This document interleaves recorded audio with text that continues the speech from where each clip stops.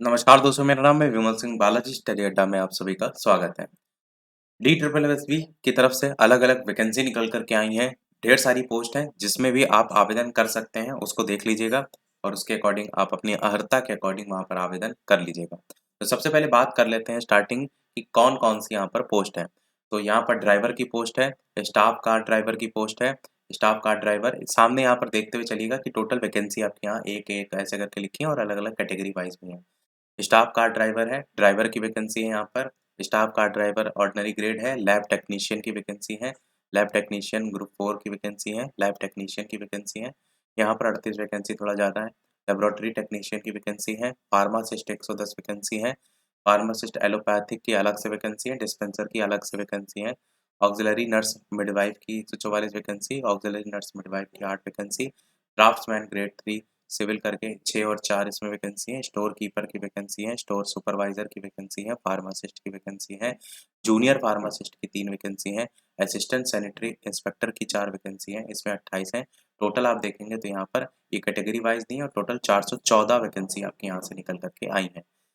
आवेदन कब से कब तक होगा उसको लेकर के ऊपर ही आपको देखने को मिलेगा कि आवेदन 21 मार्च 2024 से आपका स्टार्ट हो रहा है और 19 अप्रैल 2024 को जाकर के ये समाप्त जो है वो हो रहा है। तो ये आपका एक समय आपको दिया जा रहा है आवेदन को लेकर के।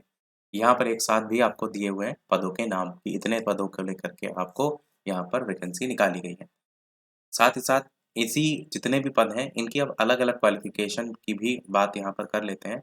जैसे अगर आप सबसे पहले देखेंगे ड्राइवर, स्टाफ कार ड्राइवर इस तरीके से पोस्ट का नाम है, जिसमें आपका जो क्वालिफ़िकेशन है केवल मैट्रिकुलेशन ही माँगा गया है।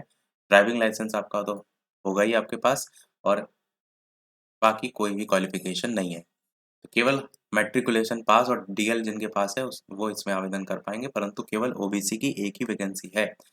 इसी प्रकार department of law justice and इसमें देखेंगे तो 10th पास, ड्राइविंग लाइसेंस यहाँ पर भी और मोटर मैकेनिज़्म का आपको नॉलेज होना चाहिए।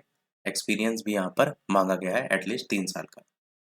डिज़ायरेबल में भी यहाँ पर देखते हुए चलिएगा कि 3 साल का जैसे सर्विस होमगार्ड के तौर पर आपने की हो, परंतु ये जो डिज़ायरेबल है वो कंपल्सरी नहीं होती। अगली यहाँ पर स्टाफ कार ड्राइवर है, मैट्रिकुलेशन, वैलिड ड्राइविंग लाइसेंस केवल 2 ही चीज़ें बात की गई। बाकी सैलरी वगैरह ये लिखी है, एज लिखी है, वो देखते हुए चलिएगा। अगला है आपका स्टाफ कार ड्राइवर ऑर्डिनरीज़। एक नाम एक से जगह ज़्यादा जगह आपको देखने को मिल रहे होंगे क्योंकि डिपार्टमेंट आपके अलग-अलग हैं।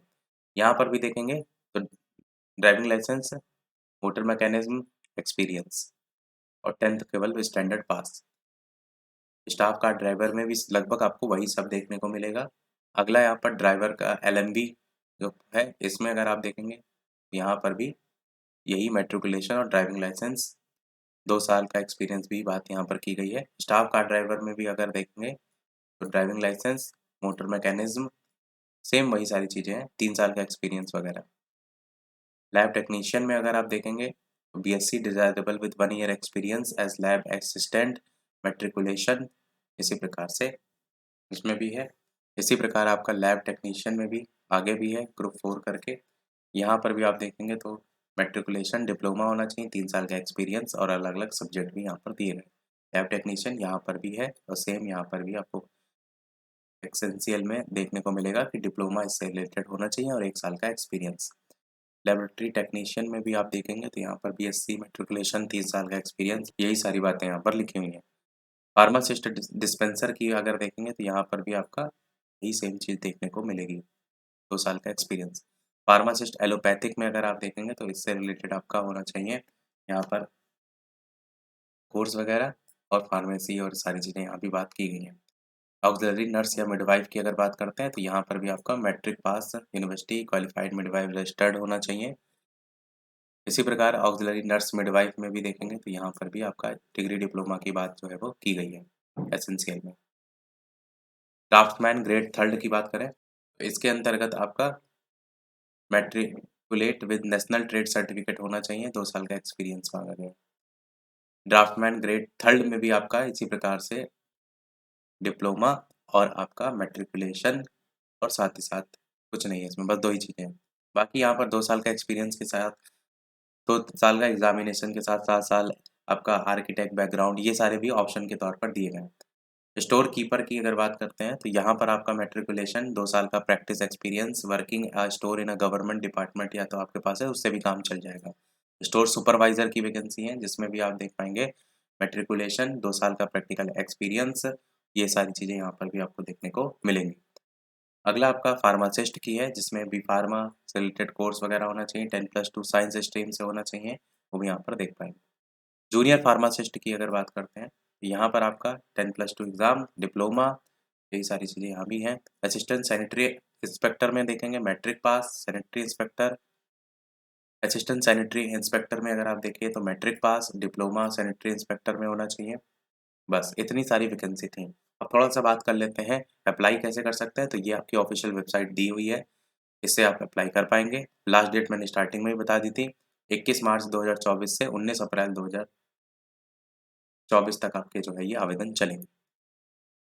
ओपनिंग डेट आपकी 21 मार्च से जो है वो 12 बजे से हो जाएगी।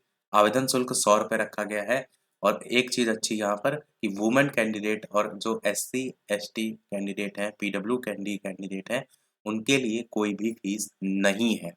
ये चीज़ आपको यहाँ पर DSSB में हर बार देखने को मिलती है, इस बात को यहाँ पर ध्यान दीजिएगा। अब यहाँ पर एग्ज़ामिनेशन स्कीम की बात की गई है, जैसे अलग-अलग पोस्ट के अकॉर्डिंग, जैसे 1 टायर जनरल पोस्ट कोड भी यहाँ सामने लिखा हुआ है, सभी में पोस्ट कोड ऊपर लिखा हुआ था। तो उसके लिए जो 2 घंटे का पेपर होगा, टोटल क्वेश्चन 200 होंगे, सिलेबस यहाँ पर दिया गया है कि general awareness, general intelligence, arithmetic, Hindi, English ये सब आएगा। 40 मार्क्स अलग-अलग जो आपका पोर्शन है उसके अकॉर्डिंग। इसी प्रकार बाकी जो पोस्ट है, कोड, उसके लिए ये वाला आपको देखने को मिलेगा। यहाँ पर अरिथमेटिकल कॉम्प्रिहेंशन ये सारी चीज़ें आएँगी 20-20 नंबर के हिसाब से 100 नंबर का। बाकी ये लिखा है कि पेपर आपका हिंदी इंग्लिश दोनों में ही होगा। साथ ही साथ नेगेटिव मार्किंग की बात की गई है 0.25 नंबर की होगी। ये एक चीज़ थोड़ा-सा ध्यान रखने वाली बात है। बाकी पोस्ट प्रेफ़रेंस को लेकर के यहाँ पर बताया गया है, आप एक से अधिक पोस्ट के लिए भी आवेदन कर पाएँगे, वो भी वहाँ पर बताया गया है। वही पोस्ट प्रेफ़रेंस आपको सेलेक्ट करनी पड़ेगी। सिलेक्शन को लेकर के बताया गया है, रिज़र्वेशन को लेकर के यहाँ पर बताया गया है। इसके अलावा